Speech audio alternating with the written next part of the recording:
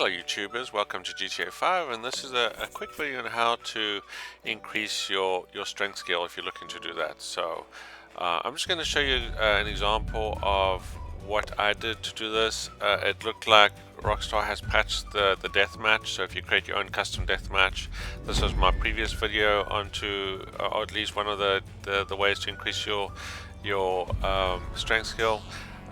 So they've actually patched that, and I tried down by the beach, which is a regular one. I think you can, it does allow you to increase your strength skill, but I didn't find it really increased it very quickly. So you also ended up having to run around and chase people, and it just took time, and you didn't really I didn't get the results I was really looking for. So another way I've found, which unfortunately will require two people, but if you can find a friend or somebody that's looking to increase their strength skill, then this would be useful. Otherwise, if you can just find a friend or a random to help you out, then it'll take about an hour, and then you can actually have some fun while doing it as well. So let's get started. I went ahead. I'm not going to get into how to create a capture. It's pretty straightforward. It's pretty basic. Same idea with the deathmatch.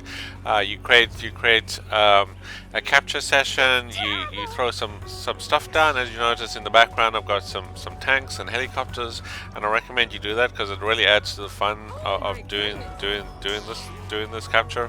You can, if you get bored of beating up people, then you can actually go and shoot them as well. So as you notice, I threw down a whole bunch of NPCs unarmed. Make sure it's unarmed. There is an option on the menu to put unarmed NPCs.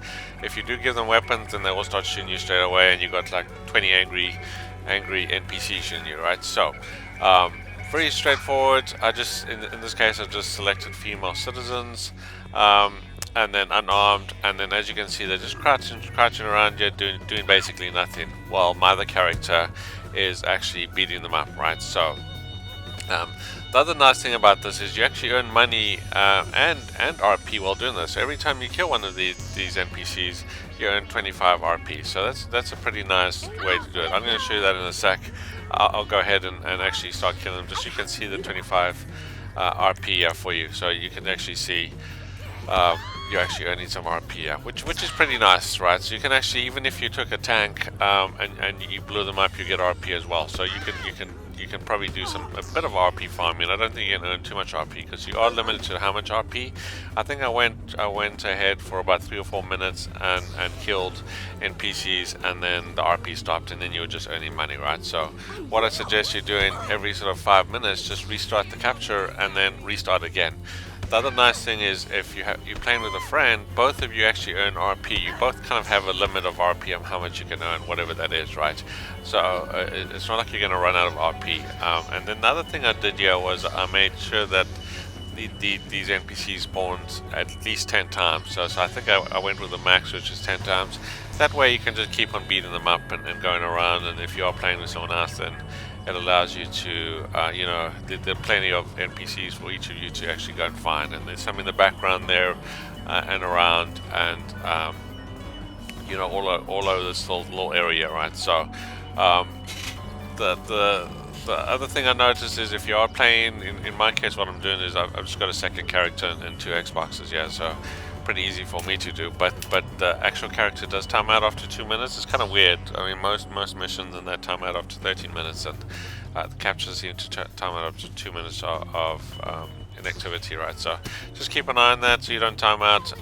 And then the other thing I did was sudden death. I set it to sudden death, so don't worry about having to deliver 10 suitcases. In this case, you only have to deliver 1. As soon as you deliver the 1 within the time frame, then it'll actually end, and then you can just restart it, right? So pretty useful, pretty easy. I found that the strength went up probably 1 full bar every 5-10 minutes. It wasn't too bad. I probably spent less than an hour increasing my strength on my second character here, right? So it was relatively quick. I found it much quicker when I was doing the beach one with the Gerald missions. I really didn't see too much in terms of it increasing much, but you also don't get RP down on the beach. So this is kind of another way you can get RP. But then of course, if you actually did a mission and ended the mission, then you'd actually get RP. So one half dozen another. I just found this one much easier and more entertaining to actually get through. Like I said, you got all these vehicles. Throw a whole bunch of vehicles down the map, and then you can after once you kind of run out of NPCs or the RP's done, then you can just go around and shoot them up. Or if you can just start up the capture and just shoot them, and get some quick RP and stuff. So pretty entertaining, pretty fun way to do it. The only negative part, of course, is you need somebody to do this with. So if you don't have somebody, then obviously you can't do this one, right? But like I said, if you find a random who also needs to increase their strength skill, they'll probably be certainly game to do this, and it's kind of a fun way to actually spend some time. So there you go. I hope you find it useful. As I said, the deathmatch one has been patched, so you can't start up a deathmatch and test it and earn RP like you could in the old days. Also, you can't stand on top of people's cars while they're in it and beat the car and then earn RP, so that gets you nothing, unfortunately. So that's been patched as well.